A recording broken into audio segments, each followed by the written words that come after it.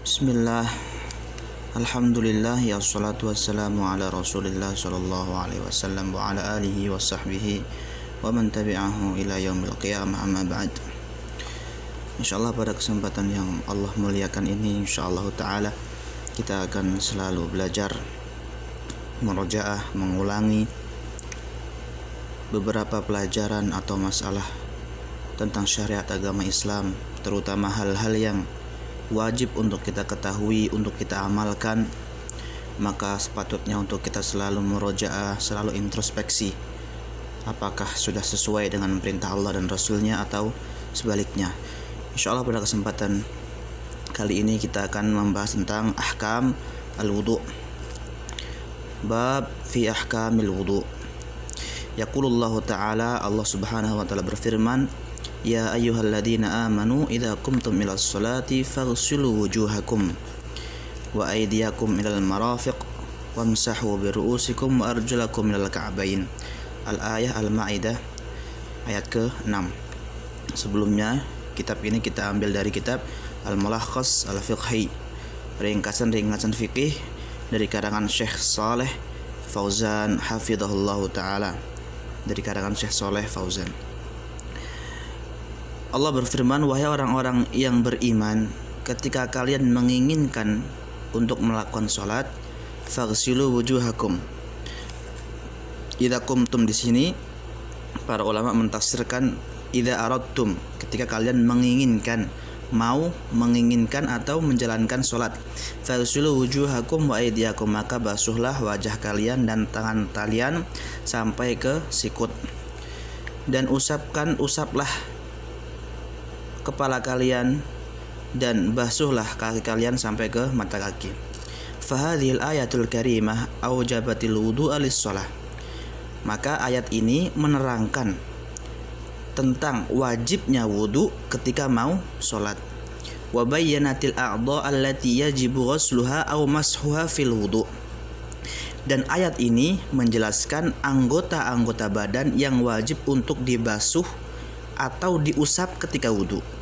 Wa haddadati mawaqi'al wudu minha, dan menentukan tempat-tempatnya atau anggota wudunya, batas-batasnya di dalam wudu tersebut. Tsumma bayyana an-nabiyyu sallallahu alaihi wasallam sifatal wudu'i biqaulih wa bi fi'lihi bayanan kafiya. Kemudian Nabi Muhammad sallallahu alaihi wasallam menjelaskan sifat-sifatnya wudu, bagaimana tata caranya, dengan perkataannya dan juga dengan tingkahnya atau dalam arti perbuatannya, dengan penjelasan yang sempurna atau cukup. I'lam ayyuhal muslim anna lil wudu'i syurutan wa furuda wa sunana. Ketahuilah wahai saudaraku yang seiman, yang muslim, sesungguhnya wudu itu ada beberapa syarat dan ada beberapa fardu dan ada juga beberapa sunnah. Fasyurut wal furudu la budda minha hasbal imkan. Adapun syarat-syarat dan furudnya wudu, maka itu harus didatangkan, harus dilakukan sebisa mungkin. Liyakunal wudu'u sahiha, supaya wudu antum, wudu kita semuanya menjadi wudu yang sahih, benar. Jadi syarat dan furud, fardunya wudu dan syaratnya wudu itu harus dilakukan. Wa ammas sunan, adapun sunnah-sunnahnya, fahiya mukmilatul wudu, itu menyempurnakan wudu. Sunnah-sunnahnya itu menyempurnakan wudu.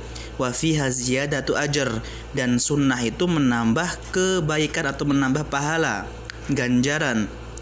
Wa tarkuha la yamna'u sihhatal wudu, dan meninggalkan sunnah-sunnahnya wudu itu tidak mencegah dari sahnya wudu. Jadi diperbedakan antara syurut, furud dan sunnah, itu diperbedakan. Adapun syurut dan furud, fardu-fardunya itu harus didatangkan, harus dilakukan sebisa mungkin. Akan tapi kalau sunnah itu menyempurnakan wudu dan menambah pahala, dan ditinggalkan tidak menghalang dari sahnya wudu. Selanjutnya, fasyurutu thamaniyatu wahiya. Syarat-syaratnya wudu itu ada berapa? Ada 8. Awal ila rabi', nomor 1 sampai nomor 4. Yang pertama, al-islam wal aql wat tamyiz wan niyatu. Yang pertama Islam, harus Islam. Yang kedua harus berakal. Yang ketiga harus tamyiz, bisa membedakan beneh. Wan niyatu, dan niat. Fala yasihul wudu'a min kafir, maka tidak sah wudunya seseorang itu dari orang kafir, karena sebaliknya dari Islam, bukan dari orang Islam. Wala min majnun, dan juga tidak sah wudu dari orang gila, karena syaratnya harus berakal. Wala min saghirin la yumayyiz, dan tidak sah juga wudunya seseorang yang belum bisa membedakan perkara, dari anak kecil nggak bisa membedakan perkara, atau orang dewasa tapi pikirannya masih kecil belum bisa membedakan perkara, termasuk tidak mempunyai akal dan tidak tamyiz. Syaratnya harus tamyiz. Wala mimman lam yanwi al wudu, dan juga tidak sah wudunya seseorang yang tidak niat untuk wudu. Bi annawa tabarrudan aw ghusla a'dha'ihi liyuzila anha najasatan aw wasakha, dan sekiranya dia meniatkan membasuh tersebut hanya tabarrudan, hanya cuma biar dingin, atau membasuh sebagian anggotanya supaya menghilangkan najis dan kotoran. Toib. Untuk syarat yang kelima, wa yushtaratu lil wudu'i aidan ayakunal ma'u tahuran kama sabaq fa in kana najasan lam yujzi'uhu. Syarat yang kelima, air wudunya itu harus suci. Kalau najis maka tidak mencukupi air tersebut, tidak mensucikan orang yang berwudu. Yang nomor 6, wa yushtaratu lil wudu'i aidan ayyakuna al ma'u mubahan fa in kana maghsuban aw tahassala alayhi bi ghairi tariqin syar'i lam yasih al wudu'u bih.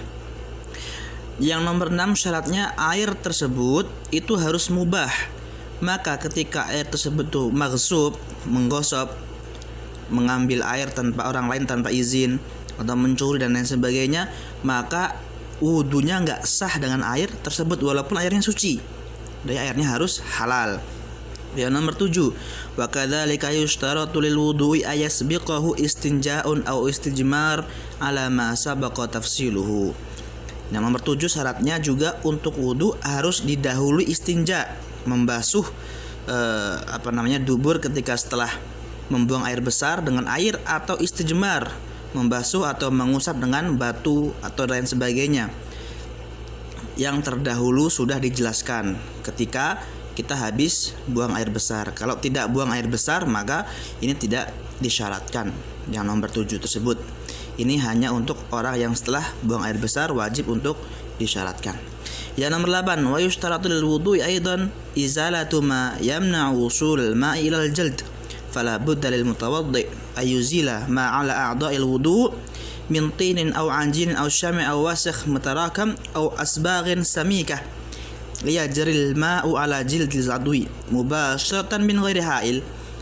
Yang nomor 8, syarat yang terakhir, maka diharuskan menghilangkan semua perkara yang menghalangi sampainya air kepada anggota wudu, ke kulit.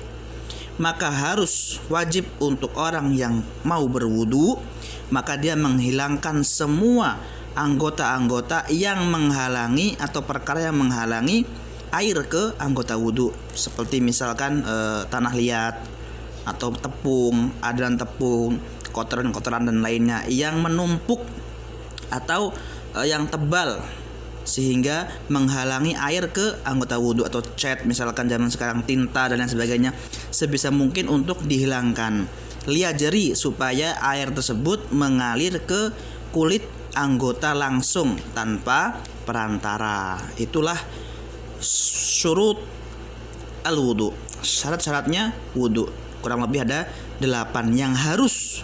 Nih, 8 ini harus kita lakukan sebelum melakukan wudu sebisa mungkin, karena tidak boleh ditinggalkan, sebisa mungkin untuk dilakukan, kecuali hal-hal yang darurat yang syar'i, maka itu diperbolehkan. Dengan syarat darurat syar'i tidak dilakukan tidak mengapa, tapi semaksimal mungkin untuk mendatangkan syurut 8 ini. Inilah syurut-syurutnya wudu.